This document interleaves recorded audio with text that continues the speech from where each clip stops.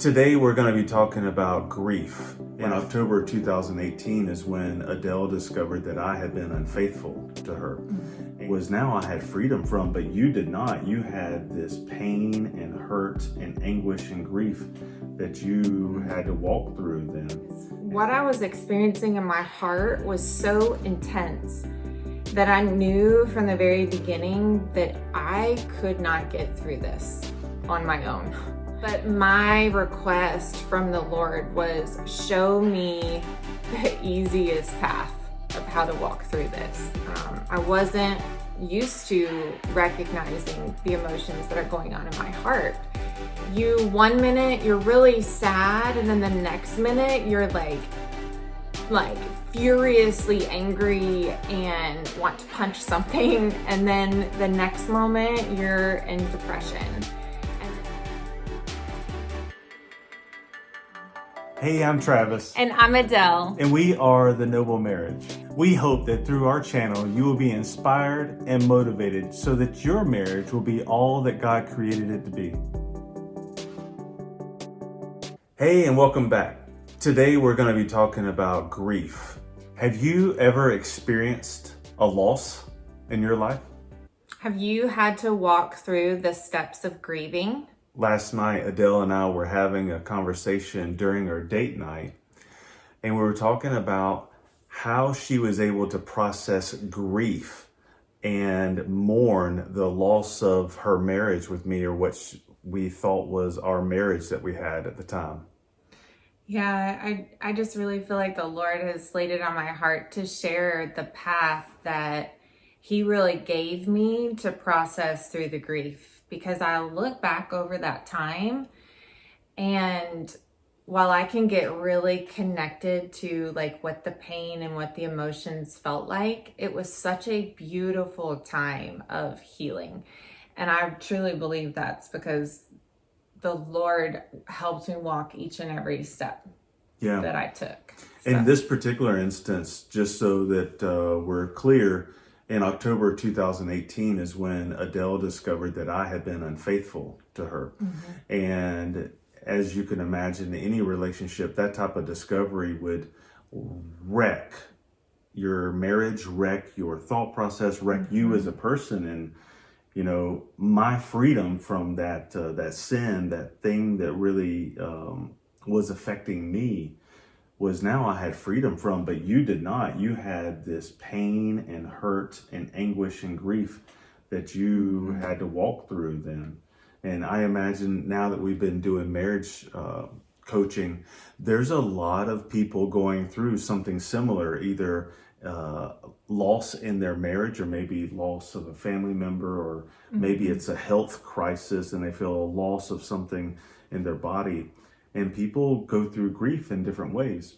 Mm-hmm. And so I was just really intrigued at the way you described how you went through your grief.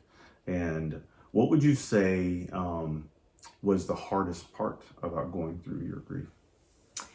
I think for me, the hardest part was being with my emotions. That was just really challenging because when you experience a loss, and specifically when it's unexpected, whether it be a loss of a family member or a dog even, or for me, it was the loss of the marriage I thought I had. It is very intense. Like, the emotions that come are on a level that I had never experienced before in my life when it comes to emotions. And so just allowing those to be present was probably the hardest thing for me, because I didn't want to feel that way. Yeah. There are 5 steps to typical grieving, like what people typically go through. It's denial, anger, bargaining, which is seeking a way out, depression, and acceptance.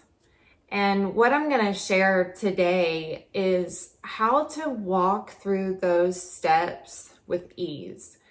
I remember getting on my hands and knees and just praying out to the Lord, because what I was experiencing in my heart was so intense that I knew from the very beginning that I could not get through this on my own. I knew from day one with what I experienced, just the intense like pain inside my body, that it was going to take a lot of strength, and I knew it wasn't in me. And so I just got down and I really asked the Lord to please give me strength to get through this. And I remember him saying, I just have this picture of me like crying in his lap. And he says to me, if you do the work to heal, then I want to use your story to help others heal and get freedom in their life. And I remember having a little bit of like, really? I couldn't even think to the other side at that point. But my request from the Lord was, show me the easiest path of how to walk through this, because I didn't want to spend years grieving and being angry or depressed. And I mean, I spoke to several women who said it's 2 years, 5 years, 10 years before there is healing in the relationship. And I just wasn't up for that. I didn't want to drag it out. And so I wanted to really, what I called the easy path of grieving the loss that I had in my life. And the Lord really took me on this journey of like, he showed me each and every step. And sometimes it was through people, sometimes it was through places that we were where he would speak to me, or just a bunch of different ways that he led me down this path. But the first thing I really learned, and I actually learned this from my therapist, because I immediately reached out for help and I started going to therapy 3 times a week. I had so much going on and I had no idea how to process it. I wasn't used to recognizing the emotions that are going on in my heart. And so I remember her telling me, like, you need to allow these emotions to come and don't resist them. And I was asking her, like, how do I do that? And she was like, well, you're going to feel like you're on a roller coaster. And she was really right about that. 1 minute you're really sad, and then the next minute you're like furiously angry and want to punch something. And then the next moment you're in depression. And then you're like dealing with spiritual warfare. I mean, and it is just all over the place. And so she said, let those emotions come, and let them come for a time frame, and then let them go. And that was such a new concept for me. I was like, I can do that. I can let them come and process that. So what I did was I took some time off, and I don't think I got out of bed for several days. I would be crying, and then I would need to get out this anger, and my therapist just made it a really safe place for me to be able to let all these things out.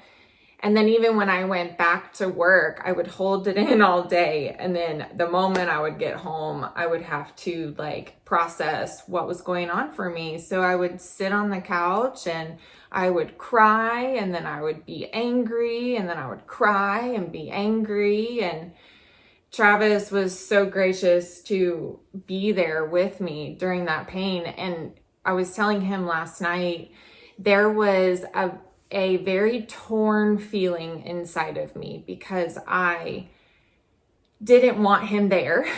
And it was comforting for him to be there. And I was glad that he was seeing the pain that I was going through, because I felt like he made those choices to do what he did. And it almost wouldn't make sense for him not to see me grieving because he hurt me.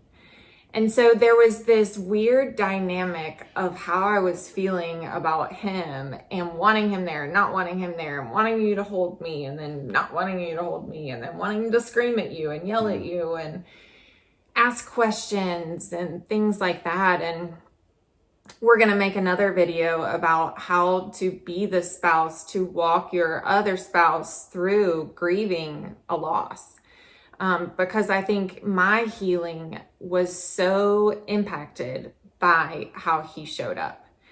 And I'm just so grateful for that because I think it did help me walk through it a lot faster. If you're going through grieving, you may want to take some time for yourself to just either be alone or to have a friend with you to just walk through that roller coaster, because what we don't want to do is resist it. When we resist our emotions that are going on, I mean, have you ever heard the phrase, what you resist persists? It's absolutely true. What I am resisting that's in my heart, the emotions, the pain that I'm feeling, it doesn't stay grief. It actually turns into suffering. Long suffering. And the Bible talks about grieving and allowing ourselves to grieve and go through the process, because when we don't, it gets trapped in there. And then my life becomes a suffering mess because I can't get over the loss. So do what you need to do to take time for yourself so that you can really take care of your heart. If I am not taking care of me, I am no good to anyone else.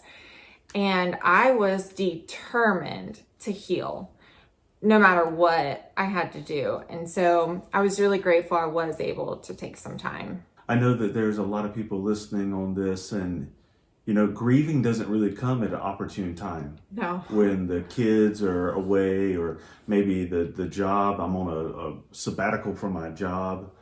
Usually grieving comes at a very inopportune time where you have multiple kids needing to go to school still, and you need to show up at work, or maybe you own your own company. And this is just a thing where we need to take care of ourselves the best way we can.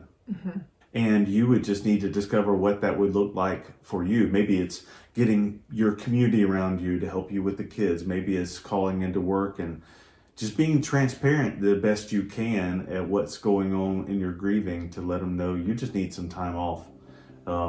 You are so important. You're right that if you don't take care of yourself and get yourself filled up, you're not going to be able to pour into others. You're not going to be able to be effective in your marriage or in your family. Or your job. Yeah, you are so important. I really need you to hear that, because a lot of times people go in there like, man, I just need to get over this. I need to stop feeling this way. But that would just really skip your heart. Yeah, and you matter. Yeah. Your heart matters. So that was such a great conversation, Adelle, and you gave a lot of knowledge and experience of how you work through grief and how you help other people, how you coach them through grief. I imagine there's a lot more ideas and suggestions that you have. Let's help other people out. Put them in the comments below and give us some tips and ideas, and other people tips and ideas how you personally have worked through grief. Thanks for watching today, and join us next week for a continuation of our topic of grieving. I don't understand why God would let this happen. There was just, in my mind, my idea of forgiveness was he needed to earn it back. And I needed to create how that was going to happen. And which makes me feel so powerless. I have no ability to do anything about that. That if I wait on my feelings to forgive, I am never going to feel forgiven. And our bodies take on our emotions, and how we're feeling and our thoughts have a lot to do with that. And I was engaging in all of that stuff, which made me very heavy, and I would even just sit like this and stand like this. I was a victim. Yes, I was a victim of his sin, and you may be a victim to whatever it is that you are grieving the loss of. But I don't have to stay a victim. So forgiveness doesn't minimize what happened. No, not at all. They're not even related, are They're they? not related. We'll see you then. Bye. Bye. And how you can listen to the